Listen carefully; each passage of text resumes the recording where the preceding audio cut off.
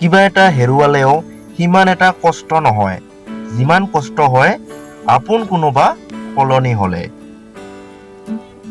আপোনাৰ হয়তো বিশ্বাস নহ'ব, বৰ্তমান সময়ত মিছা ক'লেও বহুতে সহজতে বিশ্বাস কৰি লয়, কিন্তু সত্যটো ক'লে বিশ্বাস কৰিবলৈ প্ৰমাণটো বিচাৰে। প্ৰয়োজনতকৈ বেছি কাকো মূল্য নিদিব, কিয়নো কিছুদিন পিছত যাতে উপলব্ধি কৰিবলগীয়া নহয় যে নিজেই মূল্যহীন বুলি। আমাৰ জীৱনত বহুত কিবা কিবি পাবলৈ হাবিয়াস থাকে, তাৰ মাজৰ কিছুমান পাবলৈ সক্ষম হওঁ আৰু কিছুমান নোপোৱাকৈ থাকি যায়। কিন্তু যিখিনি পোৱা হয় সেইখিনিৰ সন্তুষ্টিতে নোপোৱাখিনিৰ বেদনা গোপন কৰি ৰাখিব শিকিলেই জীৱনটো সুখৰ হয়।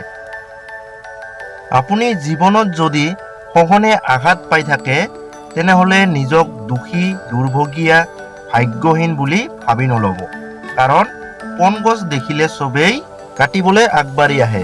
এনে ক্ষেত্ৰত নিজক দোষী ভবাৰ সলনি জীৱনৰ গতি, ধৰণ, চিন্তা আদিবোৰ পৰিৱৰ্তন কৰি লওক, আপোনাৰ সমস্যা কমি আহিব।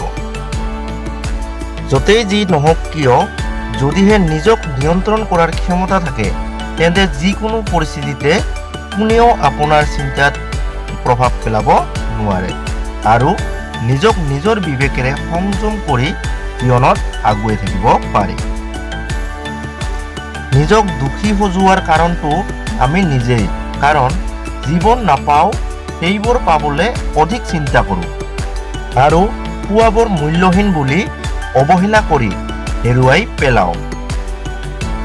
সুখ জানো বুটলি ল'ব পৰা বস্তু? নিশ্চয় নহয়। গতিকে এতিয়ালৈ যিবোৰ পাইছোঁ তাতে সন্তুষ্ট থাকিবলৈ শিকি লোৱাটো ভাল।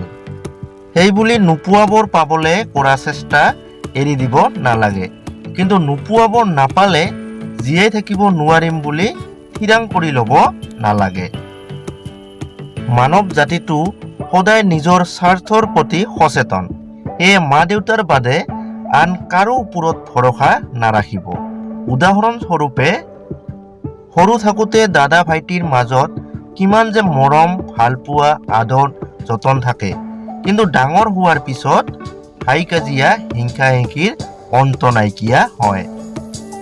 আপুনি যদি নিজৰ ওপৰত বিশ্বাসী যে পাৰ কৰি অহা সময়ছোৱাত আপুনি সঠিকভাৱে আগবাঢ়ি আহিছে, তেন্তে কোনোবাই সমালোচনা কৰিলে শুনিও নুশুনাৰ দৰে থাকক, কাৰণ মনত ৰাখিব ভৰা কলহতকৈ কম পানীৰ কলহে বেছিকৈ শব্দ কৰে। অনবৰতে যিয়ে হতাশ হৈ মন মাৰি থাকক তাক কৈছোঁ, আজিৰে পৰা সদায় হাঁহি থাকক, সুখত থাকক, কাৰণ পোৱাৰ আনন্দ দুদিনমানহে থাকে, কিন্তু নোপোৱাৰ যন্ত্ৰণা আজীৱন ৰৈ যায়। গতিকে জীৱনটো যদি ভাল পোৱা তেন্তে হাঁহিবলৈ অভ্যাস কৰক, নিজৰ আগন্তুক সময়বোৰ সুখময় কৰি গঢ়ি তোলক। যদি ভিডিঅ'টো ভাল পালে প্লিজ লাইক এটা দিব আৰু আমাৰ চেনেলটো যদি ছাবস্ক্ৰাইব কৰা নাই তেন্তে ছাবস্ক্ৰাইব কৰি আমাৰ এই সৰু পৰিয়ালটিৰ এগৰাকী সদস্য হ'ব বুলি হৃদয়েৰে আশা কৰিলোঁ। ধন্যবাদ।